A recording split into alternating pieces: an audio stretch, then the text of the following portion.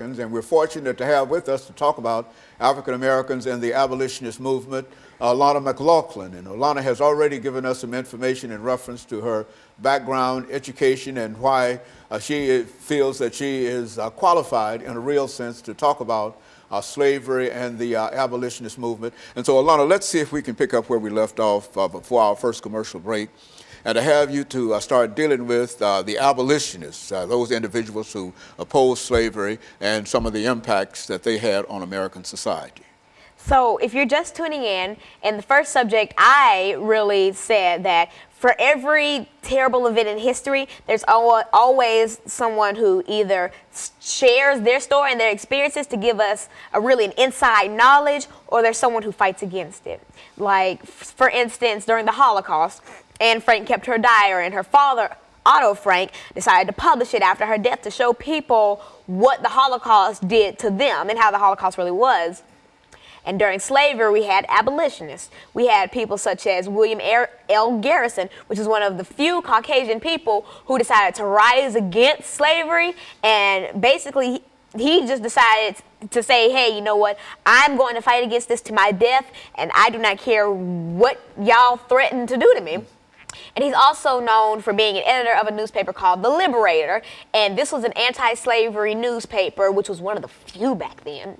And he, in a real sense, he decided to fight for those who didn't have a voice. He was the voice of the people, and he dedicated his life and his safety to showing the world that this is not right and that this is something that we should end.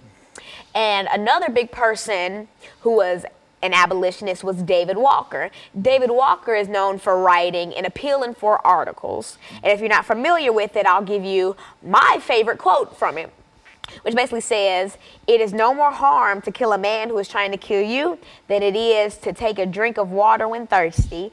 And basically, to break that down for you, it's saying that it is not bad to kill someone who's trying to kill you. It's like, you know, kill or be killed. And that's basically all that an appealing for articles mainly talked about. It was revolt against slavery, you know, kill or be killed, give your life for this, because, you know, they're going to kill you, so you might as well kill them first.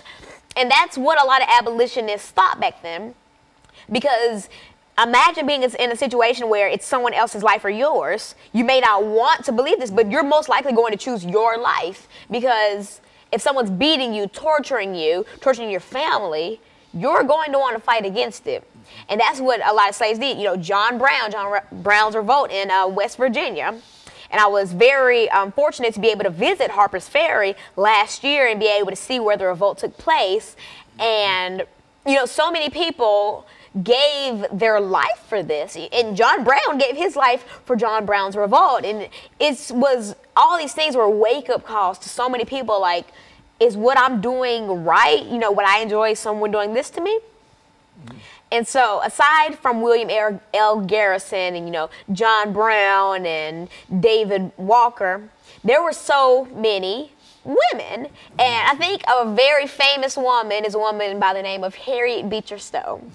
If you're unfamiliar with Miss Stowe, she was the author of Uncle Tom's Cabin, which was another one of those, you know, books, pamphlets, articles that basically just slammed slavery, condemned it, said it was a sin and so many things. And it was outstanding, and it was really heartwarming to see that so many people woke up and smelled the roses, and they finally believed that this was wrong.